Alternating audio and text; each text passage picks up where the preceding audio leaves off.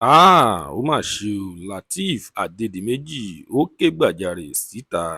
Ó ti ké gbàjarè síta o. Ẹ̀yin èèyàn wa, ẹ fi ara balẹ̀ kí ẹ gbọ́ kókó inú ìwé ìròyìn yìí. Ẹ máa bá wa kálọ. Ẹ ti kúkú mọ̀ wá lórí ètò wa níbí wípé ìròyìn nípa àwọn Yorùbá actors àti àwọn Yorùbá actresses òun la máa mú wá fún yín lórí ètò wa lénìí, bí ìròyìn wọn bí ó ṣe ń lọ. Ṣùgbọ́n lénìí o, ìròyìn Lateef Adédìméjì àti ìyàwó rẹ̀ tí gbogbo wa mọ̀ sí Mobímpé Oyèbájọ òun ni àmúwá fún yín lénìí. Ẹ̀yin èèyàn wa, ẹ máa bá wa kálọ lórí ètò wa. Ẹ wá nǹkan fìdílé tàbí kí ẹ fìdílé nǹkan kí ẹ lè máa bá wa kálọ lórí ètò wa lónìí. Ẹ má kúrò lórí ètò yìí, ẹ wo fídíò yìí láti bẹ̀rẹ̀ títí dé ìparí kí ẹ bá lè mọ ìdí tí Lateef Adédìméjì tí ó fi ké gbàjarè síta fún gbogbo ọmọ Nàìjíríà wípé kí wọ́n gbà ń wò lónìí. Tó bá jẹ́ ìgbà àkọ́kọ́ tí ẹ ń wo fídíò wa nìyí, ẹ jọ̀wọ́ ẹ tẹ subscribe button láti máa rí púpọ̀ lára àwọn fídíò wa wò. Ojú tí ẹ fi ń wò wá kò ní fọ́, etí tí ẹ fi ń gbọ́ wa kò ní dì láṣẹ Èdùmàrè.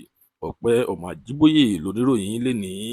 Lónìí ìròyìn jẹ́ kó yé wa wípé Lateef Adédìméjì ó ti ké gbàjarè síta báyìí. Ó ti sọ̀rọ̀ nípa ìgbéyàwó òun pẹ̀lú ìyàwó rẹ̀ Mobímpé, tí ó fi jẹ́ wípé láti bí ọdún 5 sẹ́yìn báyìí tí wọ́n ti ṣègbéyàwó, wípé wọn ò tí ì rọ́mọ bí o. Ṣùgbọ́n Lateef Adédìméjì ó ti sọ̀rọ̀ báyìí lórí ìtàkùn ayélujára rẹ̀. Ó sọ̀rọ̀ bíbẹ̀ wípé ó ní kó má pa ìyàwó òun fún òun o. Ó ní ẹ má ṣe pa ìyàwó mi torí wípé Ọlọ́run ló ń ṣọmọ. Ìgbà tó bá wù Ọlọ́run yóò fún wa ní ọmọ tiwa.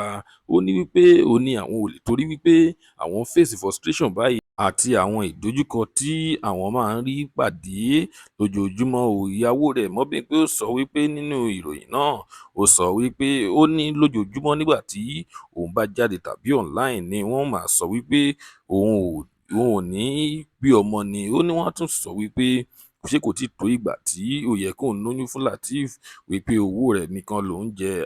Kí lẹ rò? Ẹ̀yin èèyàn wa, ẹ tẹ àdúrà kan ránṣẹ́ sí àwọn kọ́pù wọ̀nyí wípé kí Ọlọ́run kí ó pèsè ọmọ tí wọ́n fún wọn. Lónìí a kò ní rí jù báyìí lọ. Tó bá jẹ́ ìgbà àkọ́kọ́ tí ẹ ń wo fídíò wa nìyí, ẹ jọ̀wọ́ ẹ tẹ subscribe button rí gbogbo máa rí. Ó tún dọjọ́ mi, ọjọ́ rẹ̀ ó dìgbà.